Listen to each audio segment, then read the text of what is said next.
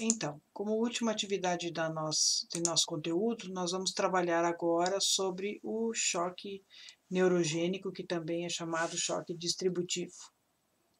Espero que vocês tenham acompanhado os diversos tipos de choque. Esta é uma aula bastante grande, mas o objetivo central é dar essa visão geral dos diferentes tipos de choque e nós aprendermos a fazer avaliação clínica diferenciada em cada uma dessas possibilidades, com suas manifestações clínicas e os cuidados de enfermagem necessários.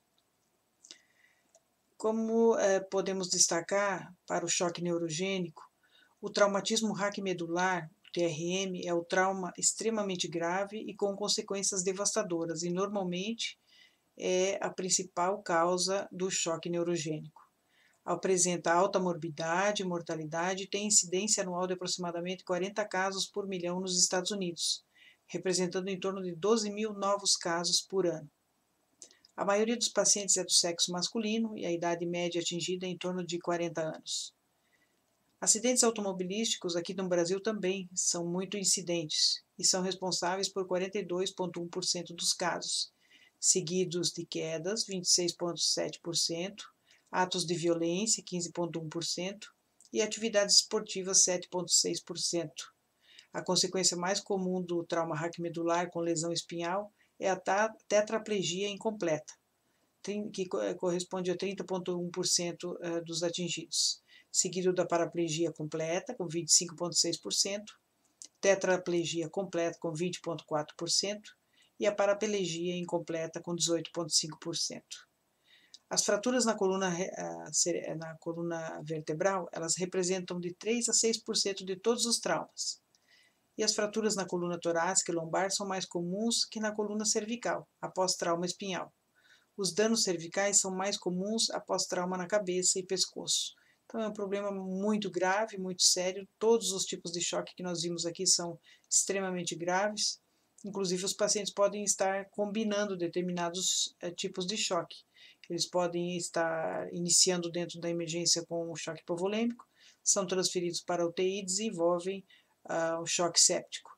O paciente pode entrar com um quadro de choque neurogênico, é transferido para a UTI e desenvolve um quadro de choque séptico, e assim para os demais. A definição, então, de choque neurogênico, podemos dizer que é a hipotensão associada à bradicardia por interrupção traumática da eferência simpática, principalmente em T1 e L2, e é causado por qualquer fator que estimule a atividade parasimpática ou iniba a atividade simpática. Então, se estimular a atividade parasimpática, o reflexo que nós temos é a vasodilatação. E inibindo a atividade simpática, o reflexo que nós temos também é a vasodilatação. Se nós exacerbássemos a atividade simpática, é que nós teríamos vasoconstrição.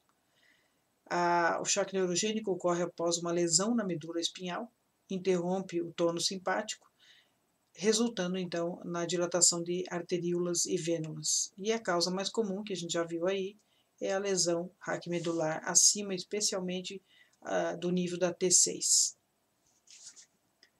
O ferimento, então, na medula espinhal é uma lesão grave que resulta em uma perda de função abaixo do nível da lesão, incluindo paralisia, perda sensorial, perda de controle intestinal, da bexiga, disfunção sexual. O trauma raquimedular mais comumente ocorre após trauma. No entanto, existem outras causas, incluindo fraturas patológicas, tumores medulares, infecções da coluna vertebral e até anomalias congênitas da própria coluna vertebral.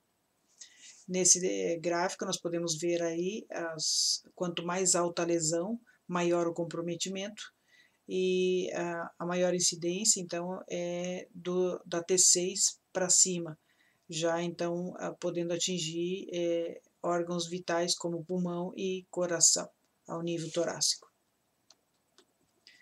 A fisiopatologia central, então, do choque neurogênico é que ocorre uma diminuição do tônus venoso, ocorre também a diminuição da pressão venosa e ocorre a diminuição das pressões de enchimento do coração, além da diminuição do débito cardíaco. Eu deixei também um vídeo para vocês ali no YouTube, aprofundando, para quem tem interesse em aprofundar o trauma raquimedular, para que vocês possam então entender melhor todo esse processo da diminuição do tônus. São pacientes muitas vezes rígidos, que fazem essa lesão cervical, esse trauma da coluna vertebral, e então eles evoluem para um quadro de choque. Os principais achados clínicos são lesão neurológica, o paciente pode apresentar taquicardia ou bradicardia, dependendo da região atingida, hipotensão, vasodilatação, pele seca e quente. O principal objetivo do tratamento é a restauração do tônus simpático através da estabilização na medula espinhal, no caso de anestesia espinhal, ou posicionar o paciente corretamente. Os cuidados de enfermagem específicos dizem respeito ao controle rigoroso dos sinais vitais desses pacientes, a estabilização da coluna cervical. Então eu deixei também para vocês a colocação do colar, vários vídeos lá mostrando a colocação correta do colar cervical, e ele só pode ser retirado após a comprovação por raio-x ou tomografia de que o paciente então não apresenta lesão cervical, alívio da dor para esses pacientes, o controle do nível de consciência para sabermos se há uma gravidade maior, se há um comprometimento grave pulmonar em que esse paciente diminui a saturação e, consequentemente, afeta o nível de consciência. É importante nós lembrarmos que o cérebro ele é um dos únicos órgãos que não tem reserva nem de glicose e nem de oxigênio. E ao faltar qualquer uma dessas substâncias, o paciente apresenta, então, a repercussão no seu nível de consciência.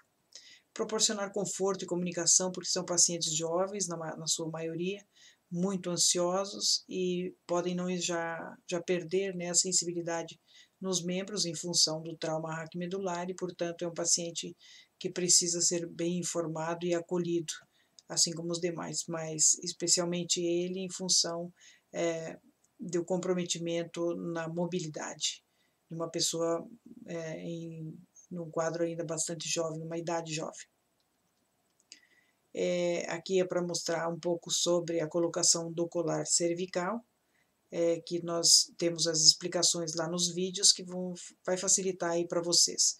Lógico que aqui a posição da pessoa está de pé para mostrar as medidas adequadas dos dedos em relação ao queixo da pessoa. Mas no vídeo elas estão em posição dorsal horizontal, de modo que facilite aí para vocês compreenderem melhor. Uma das coisas que eu gosto sempre de ressaltar quando nós trabalhamos aqui nesse conteúdo de choque é em relação ao que precisa estar organizado dentro da emergência, porque ao mesmo tempo que nós trabalhamos no cuidado, nós precisamos visualizar a gestão, né, o gerenciamento desse cuidado. Como que nós podemos cuidar da melhor forma possível com o material e que materiais são essenciais. Então, na sala de emergência é obrigatório material para pressão arterial, o cardioscópio, que é o monitor, e o oxímetro de pulso. E, se possível, pressões de enchimento, uma PVC seria importante termos na emergência, ou então um vigileu que pudesse medir a saturação venosa central. Medidas do débito cardíaco, se houvesse então um quadro de um hospital com hemodinâmica, o ideal também seria que para pacientes que precisassem, né, do vigileu, de uma PAM, eles pudessem então ser monitorados para a gente controlar o débito cardíaco.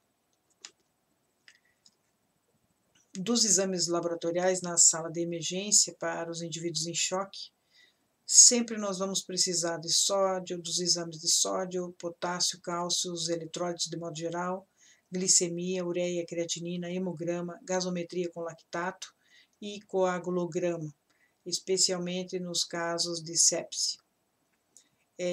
Nos pacientes também com sepse, nós precisaremos ainda de hemoculturas, de coletas de urina, urocultura, cultura de líquidos cavitários e para o choque cardiogênico, as enzimas cardíacas são fundamentais. Então, terminamos aqui o nosso conteúdo sobre choque. Vou deixar então lá o infográfico, que nós faremos então as discussões na aula síncrona, e também esse conteúdo para que vocês possam imprimir. Não deixem de usar o fórum de atividades para colocar as dúvidas e carregar as atividades lá do caso clínico. Obrigada pela atenção.